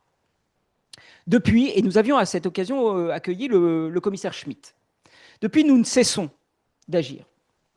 Pas forcément pour dire, pour cocher toutes les cases d'un plan européen du logement abordable. Mais notre priorité dans la métropole de Lyon, c'est d'agir sur la scène européenne pour la lutte contre le sans-abrisme. Et de dire très clairement, une COP comme celle à laquelle on pense, il y a besoin de financement européen. D'abord des banques européennes, mais peut-être des aides directes. Et là, vous voyez là encore que vous êtes obligé de faire bouger beaucoup de lignes. Mais la préoccupation de Lyon, c'est celle de Paris, évidemment. C'est celle de Berlin. C'est celle, évidemment, de villes irlandaises. C'est celle également de villes polonaises. Donc nous partageons. Et il est vrai que ça n'est pas qu'une problématique des grandes villes. Mais il se trouve qu'au niveau européen, c'est plutôt les grandes villes qui se mobilisent. Et cette bataille européenne, je sais, et je finis là-dessus, à quel point nous travaillons ensemble avec la DIAL. Parce que, je dois le dire, pour celles et ceux qui vont dans les événements du Hub Housing First, qui côtoient la FEANTSA, qui travaillent avec le correspondant de l'USH à Bruxelles, qui travaille dans l'Alliance des maires pour le logement, etc., il y a toujours une référence, il y a toujours une présence de la DIAL. Et il faut bien le dire, si nous mesurons tout le chemin que nous avons encore à parcourir en France, et je finis par ce que j'ai commencé, dans le paysage européen, il y a une exception, c'est la France. Parce qu'il y a une politique nationale du logement d'abord. Vous aurez compris mon état d'esprit, je pense qu'on doit aller encore plus loin, on doit avancer, on doit aller chercher des moyens, peut-être des moyens là où on ne l'avait pas pensé, et notamment au niveau européen, mais nous ne partons pas de rien, que ce soit dans nos écosystèmes territoriaux ou que ce soit évidemment dans notre dialogue avec l'administration centrale. Merci. Il nous reste 5 minutes avant de finir cette table ronde. Peut-être un court mot de chacun d'entre vous pour conclure. Je ne sais plus quoi dire, j'en ai beaucoup dit. Non, puis j'ai écouté Renaud avec attention parce que ça me donne plein d'idées. Donc, c'est déjà une très bonne chose. Moi, sincèrement, c'est vrai que moi, j'ai plutôt tendance à être toujours dans une position volontariste, mais ce qui me fait très plaisir, c'est que quelles que soient les difficultés qu'on rencontre tous les jours et aussi la détresse sociale qu'on voit, c'est que on est sur des politiques où quand même humainement, on sait que ça marche. Enfin, moi, j'ai rencontré beaucoup de personnes qui ont bénéficié de ces politiques et leur vie, elle a changé. Et elle a changé beaucoup. Enfin, je suis déjà persuadée que quand on attribue un logement social, on améliore les conditions de vie d'une famille ou d'un ménage. Mais sur le logement d'abord, je pense aussi que on a changé complètement le soutien qu'on apportait à ces personnes parce qu'on est sorti d'une histoire qui était intéressante, mais c'est vrai qu'il y avait une certaine idée d'un parcours quand même du combattant pour être soutenu. Il y avait aussi, on demandait toujours à ce que le ménage il soit quand même un peu conciliant, un peu actif dans sa démarche de réinsertion. Enfin, ça a été une époque, je pense que le travail social a aussi complètement fait sa mue et c'est formidable.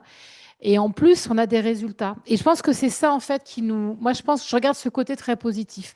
Parce que justement, ces résultats, ils nous permettent de dire qu'on doit continuer.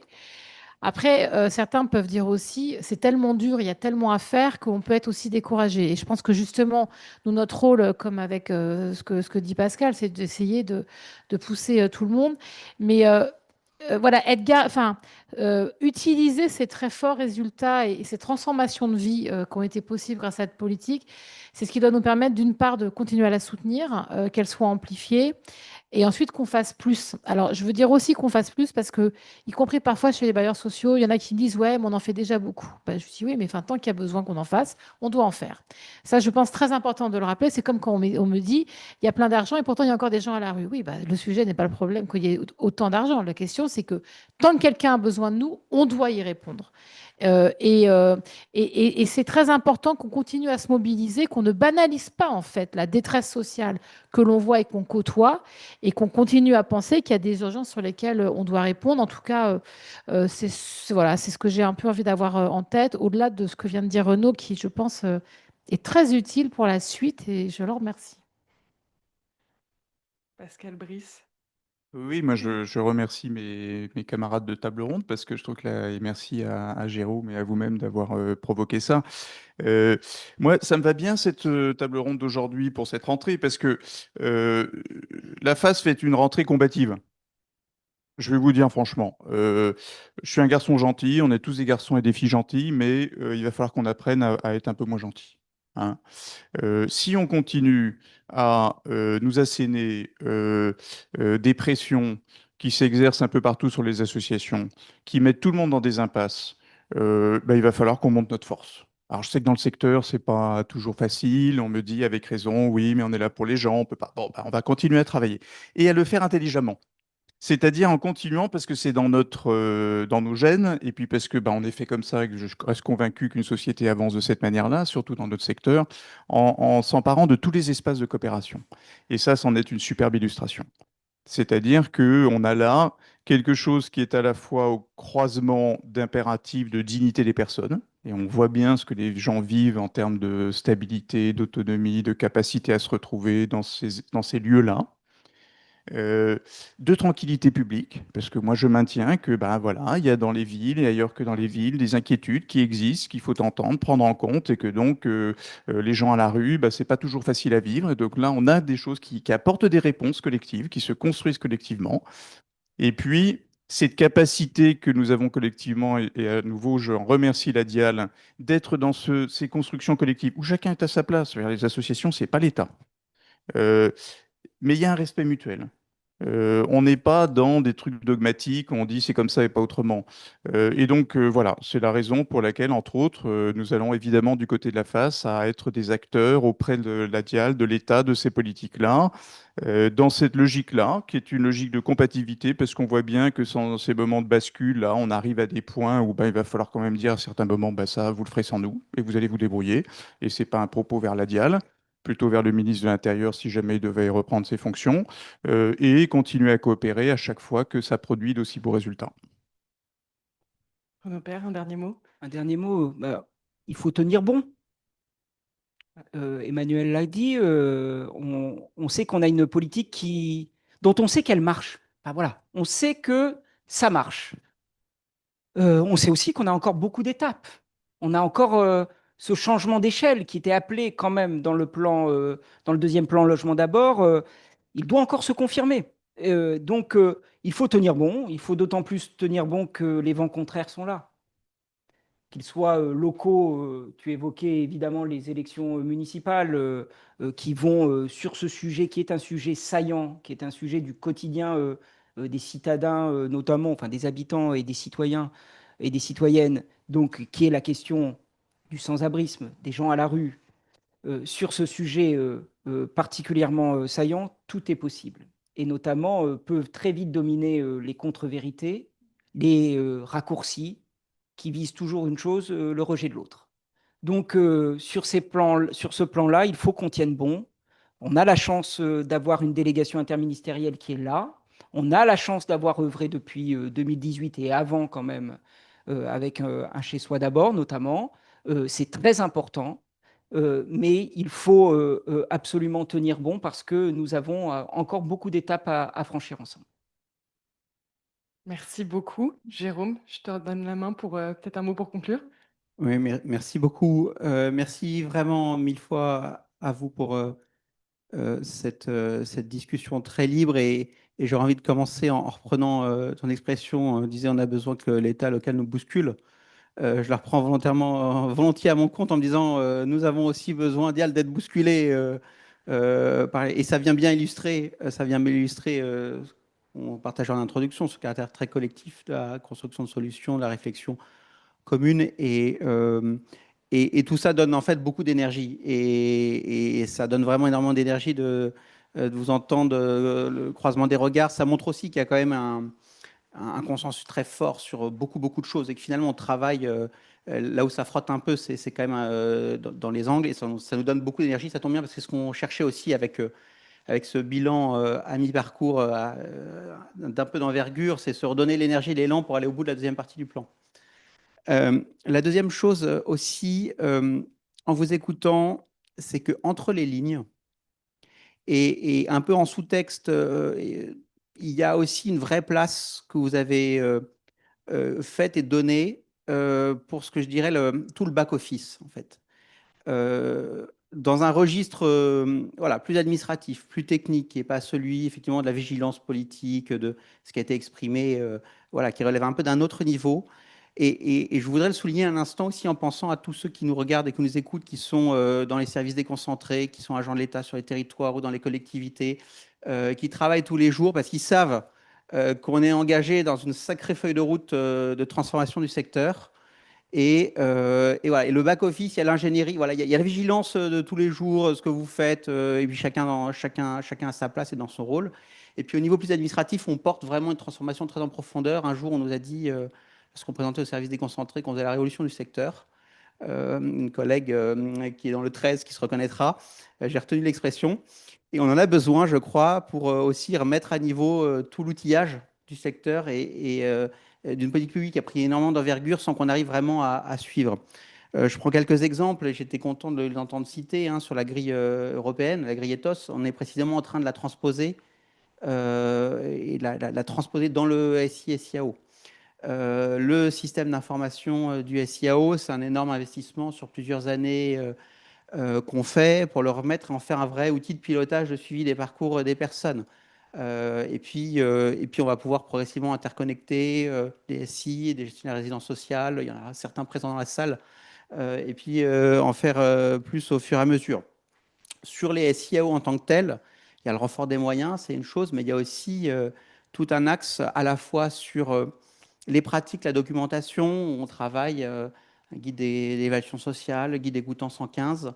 Il y a un gros travail aussi sur le 115, le numéro, sortir du cuivre. On passe voilà, les mises à niveau technologiques, quel logiciel on peut proposer. Il y a des tas d'outils très concrets derrière à proposer au SIAO. Et voilà. Et en fait, tout au long de vos interventions, il y a eu plein de références faites à toutes ces dimensions techniques, un peu de l'ombre, pas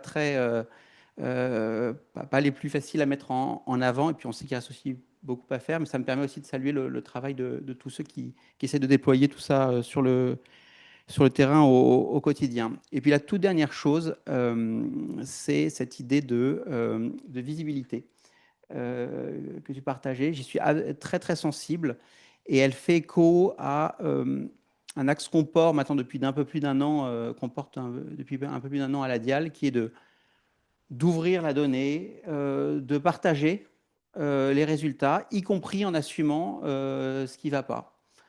Parce que par là, c'est aussi une manière de reconnaissance des personnes. Et je fais un parallèle entre la visibilité, entre les visages, entre les vraies personnes dans l'espace public, et puis la visibilité institutionnelle. Il y a aussi une forme de reconnaissance symbolique. Et je crois qu'on est à notre place aussi au sein de l'État, au sein de la DIAL, à la fois de se dire voilà ce qui avance, ce qu'on arrive à faire, et puis à la fois reconnaître ce qu'on n'arrive pas à faire, les limites de notre action. Et c'est le cas pour les demandes non pourvues, c'est le cas pour la présence à la rue. C'est pas être dans le déni que de le faire, c'est au contraire accepter de parler des choses, prendre la mesure des difficultés. Et c'est aussi ce qui nous amène à plus facilement encore porter une ambition pour continuer d'y répondre. Et donc, voilà, je trouve ça intéressant que ça vienne spontanément dans l'échange. Donc, merci pour ça. Merci à vous tous encore. Merci à tous ceux qui nous ont suivis en ligne. Voilà, plus de 600 personnes, c'est formidable. Et donc, je vous invite vraiment à vous tourner vers le programme détaillé des journées qui vont se dérouler avec donc chaque jour sur une thématique en lien avec les partenaires tous ici présents. Plein d'idées à trouver pour continuer de porter je reprends votre idée, Renaud, cette idée lumineuse et la mettre en œuvre jusqu'au bout. Merci à tous et puis à très bientôt.